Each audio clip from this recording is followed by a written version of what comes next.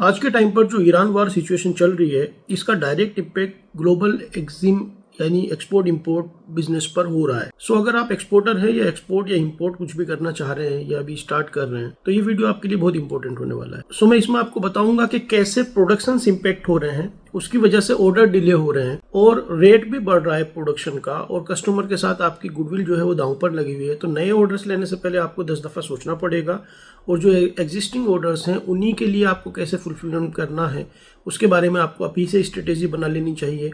अपने सप्लायर्स के साथ आपको जो है प्लानिंग कर लेनी चाहिए कि भाई हम ये जो सिचुएशन है इससे कैसे निकलेंगे।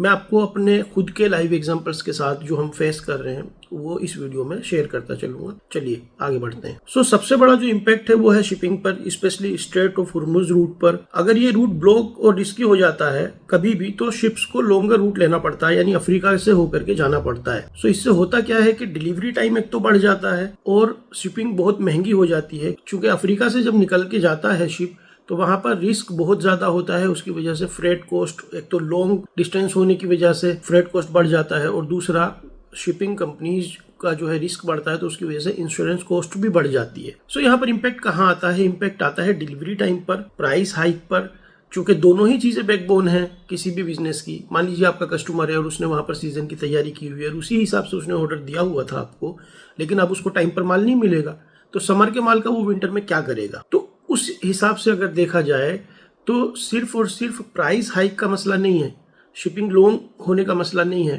टाइम जो है वो ऑर्डर के पूरी वैल्यू को ही खत्म कर देता है। सो इससे फ्रेट कॉस्ट तो बढ़ ही रही है, लेकिन डिलीवरी टाइम भी इम्पैक्ट हो रहा है। फ्यूल इससे कैसे इम्पैक्ट हो रहा है? लगभग वर्ल्ड का 20% फ्यूल जो है यानी ऑयल जो है वो स्ट्रेट ऑफ हॉर्मुज से होकर के गुजरता है, यानी हर 5 बैरल में से 1 बैरल। अब इंडिया जैसी इकोनॉमी वो डिपेंड है एनर्जी के लिए इन्हीं कंट्रीज पर, गल्फ की कंट्रीज पर। सो ईरान रीजन का टेंशन का डायरेक्ट इम्पैक्ट जो है वो ऑयल प्राइसेस पर पड़ रहा है, जिसकी वजह से आप देख रहे हैं कि जो 50 बैरल या 60 बैरल था वो आप 160 बैरल, 150 बैरल, 110 बैरल, कभी अप डाउन कभी ऐसे हो रहा है। और क्राइसिस जो है वो नजर आने लगे हैं, जैसे इंडिया में गैस का क्राइसिस चल रहा है, आप देख रहे हो कि कितनी बड़ी प्रॉब्लम। तो फिर वहीं आ जाते हैं कि ट्रांसपोर्टेशन एंड शिपिंग, चूंकि वो भी फ्यूल पर डिपेंड है, तो फ्यूल के प्राइस बढ़ने से भी शिपिंग इम्पैक्ट होती है, प्राइस बढ़ते हैं, और ऑटोमेटिकली ये जो कॉस्ट है वो बायर या एक्सपोर्टर, जहां पर भी आपकी जैसी डील होती है, उस पर आ जाती है। इसमें सबसे बड़ी जो प्रॉब्लम हुई है वो है प्रोडक्शन पर जो इसका इम्पैक्ट हुआ है। और वो प्रोडक्शन पर इम्पैक्ट कैसे होता है? मान लीजिए कोई भी एक मेटल इंडस्ट्री है, आप हैंडीक्राफ्ट बनाते हैं या कोई मशीनरी वगैरह बनाते हैं, तो आपको गैस चाहिए वेल्डिंग के लिए,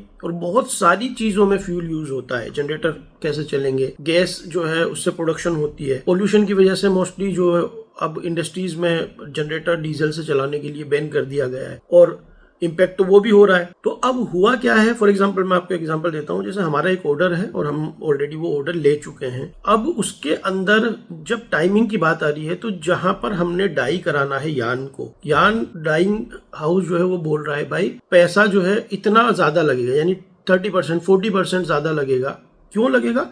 क्योंकि गैस नहीं मिल रहा है। दूसरी बात कि टाइमिंग जो है वो लगभग उसने बोला है डबल, मतलब पहले 20 दिन में काम होता था, वो कहता है कि अब 40 दिन लगेंगे। रीजन क्या है? सब गैस का पता नहीं है कितना मिलेगा कितना नहीं मिलेगा, उसकी वजह से प्रोडक्शन इफेक्ट हो रही है। अब ये डायरेक्ट हमारी प्रोडक्शन पर इम्पैक्ट करता है ना। अब आप समझिए, जो सेटअप कॉस्ट है, जो लेबर है, वो तो कहीं नहीं जाने वाली, वो तो वही है हमारे पास, उसको तो हम हटा भी नहीं सकते। और जो ऑर्डर लिया है कस्टमर से, अगर मान लीजिए हमने 50 दिन 60 दिन लिया है और डाई के लिए ही हमारा जो डायर है वो 40 दिन मांग रहा है, तो फिर आप कैसे ऑर्डर फुलफिल करेंगे? सो यहां तक सिचुएशन आ रही है कि जो ऑर्डर्स है उनका बनाना ही मुश्किल हो रहा है, क्योंकि वो अगर टाइम से नहीं होगा तो अभी तो प्रोडक्शन ही डिले हो रही है।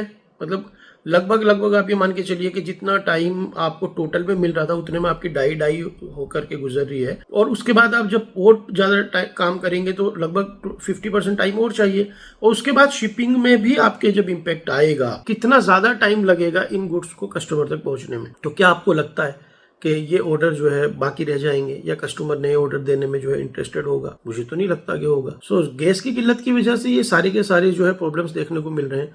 और एक बहुत बड़ा इम्पैक्ट ये आया है कि जो लेबर छोटे छोटे क्वार्टर्स में और रहते हैं बेचारे, उनके यहाँ पर और तो कोई इंडक्शन और चीज़ों की फैसिलिटी तो नहीं होती। वो छोटे छोटे गैस सिलेंडर रखते हैं, उसको भरवाते हैं और उसी से जो अपना काम चलाते हैं। अब जब उनको गैस नहीं मिल रहा है तो वो छोड़ करके अपने गांव की तरफ जा रहे हैं। अब जब लेबर ही नहीं होगी तो आप प्रोडक्शन किससे कराएंगे? ये बहुत बड़ा इम्पैक्ट देखने को मिल रहा है अभी से। अभी तो आने वाले दिनों में पता नहीं क्या सिचुएशन होगी। सो इसकी वजह से क्या हो रहा है कि कॉस्ट ऑफ प्रोडक्शन इंक्रीज हो रही है। एनर्जी महंगी हो गई तो रॉ मटेरियल भी महंगा हो गया, क्योंकि कहीं ना कहीं आप रॉ मटेरियल जो लेते हैं उसमें कहीं ना कहीं एनर्जी का यूज होता है।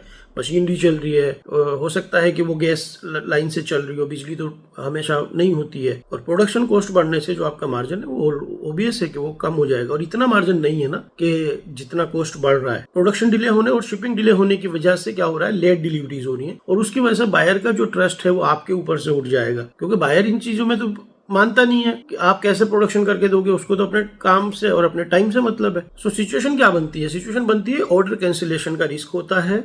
अगर डिलीवरी टाइम ज्यादा डिले हो जाता है तो बायर ऑर्डर कैंसिल भी कर सकता है, बहुत सारे बायर छोड़ देते हैं। और ग्लोबल डिमांड भी फ्लक्चुएट होती है। वार सिचुएशन में ग्लोबल डिमांड जो है अनस्टेबल हो जाती है और बायर बल्क ऑर्डर लेने में कॉशियस होते हैं, क्योंकि पता नहीं है कितने दिन में आएगा भी नहीं आएगा। और फिर अगर वार उनके यहाँ पे इम्पेक्ट करती है तो सेल भी होगा या नहीं होगा। तो उस सिचुएशन में जो ऑलरेडी ऑर्डर आपके पास हैं, बायर दे भी चुका है, उसमें भी वो फिर जो है आनाकानी करने लगते हैं। नए ऑर्डर में तो वो एहतियात करते ही हैं।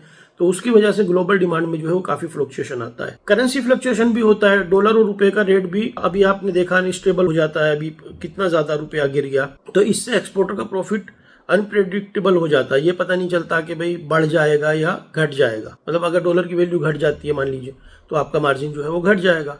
अभी रुपया बढ़ा, रुपए की वैल्यू घटी है, तो हो सकता है कि आपको 2 पैसे का फायदा हो जाए, लेकिन होगा तो तब ना जब आपका माल जाएगा। और जैसा मैंने पहले ही बताया कि इंश्योरेंस कॉस्ट जो है इसके अंदर वो बढ़ जाती है। उसका रीजन क्या है? वार जोन में शिपिंग करने पर इंश्योरेंस प्रीमियम बढ़ जाता है, क्योंकि वार जोन से जब निकल के जा रहा है तो पता नहीं है ना कि क्या होगा उस शिप के साथ, कुछ भी हो सकता है। और लॉन्ग रूट है, मतलब रेड सी को अगर अवॉइड कर रहे हैं तो वो अफ्रीका की साइड से अगर जाएगा तो वहां पर फिर उसका 100% इंश्योरेंस जो है बढ़ना ही बढ़ना है, उसमें कोई शक नहीं है, हमेशा बढ़ता है। पेमेंट रिस्क बढ़ जाता है। पेमेंट एक ऐसी चीज है इसके अंदर कि जब सिचुएशन स्टेबल नहीं होती तो पेमेंट रिस्क सबसे पहले बढ़ जाता है। इंटरनेशनल पेमेंट सिस्टम में भी डिस्ट्रप्शन आ सकता है। पेमेंट डिले या ब्लॉक होने का रिस्क बढ़ जाता है, क्योंकि वॉर एक ऐसी चीज है जिसका पता नहीं है कि वो किस किस जगह पर इम्पेक्ट करेगी। सप्लाई चेन डिस्टर्ब होता है। रॉ मटेरियल डिले होने शुरू हो जाते हैं, क्योंकि कहीं ना कहीं आप डिपेंड तो करते हो। फॉर एग्जांपल मैं अभी ये बताऊं आपको कि हमारे पास एक ऑर्डर है यूके का, लेकिन उसमें जो वूल यूज होती है वो न्यूजीलैंड से आती है। वो जो मटेरियल वहां से आना है, उसकी शिपिंग में, उसकी जो प्रोडक्शन है उसमें, और सारी चीज़ों को वहां पर जैसे भी इम्पेक्ट हुआ है उसका असर यहाँ पर भी देखने को मिलेगा, क्योंकि रेट भी बढ़े हुए मिलेंगे और डिलीवरी टाइम भी इंक्रीज हो जाएगा। तो सिचुएशन जैसी हमारे यहाँ है वहां भी हो सकती है। तो सप्लाई चेन में भी पूरा डिस्ट्रप्शन आता है। तो ऐसी सिचुएशन में कंपटीशन एडवांटेज शिफ्ट होता है। कुछ कंट्रीज को उसका एडवांटेज मिल सकता है जो वार जोन से बाहर है या पास में है। मान लीजिए फॉर एग्जांपल, मानिए यूरोप के पास में कोई कंट्री है जो मैन्युफैक्चरिंग करती है और वो वार जोन से बाहर है, तो उनकी सेल बढ़ जाएगी, बाहर शिफ्ट हो जाएगा, चाहे वो थोड़ा सा महंगा हो, और इंडिया को लॉस हो जाएगा। इस तरह की सिचुएशन में जो है वो शिफ्टिंग होती है। तो अगर आप एक्सपोर्टर हैं तो आपको अपनी स्ट्रेटेजी पर काम करना चाहिए, स्ट्रेटेजी चेंज करनी चाहिए, alternate shipping route, cost control, buyer communication पर फोकस करना चाहिए। ये इस टाइम बहुत जरूरी है। वार सिचुएशन में सर्वाइव वही करेगा जो स्मार्ट प्लानिंग करेगा। ये बात आप ध्यान में रखिए। अगर आप एक्सपोर्ट बिजनेस सीखना चाहते हैं तो प्रैक्टिकल तरीके से ग्लोबल एक्जिम एकेडमी से जुड़िए, और कोई भी सवाल है आपका तो आप मुझे कमेंट करके पूछ सकते हैं। अगर आपको वैल्यू लगी है तो वीडियो को लाइक जरूर करें, शेयर करें उन लोगों के साथ जिनको इससे फायदा हो सकता है। Thank you so much.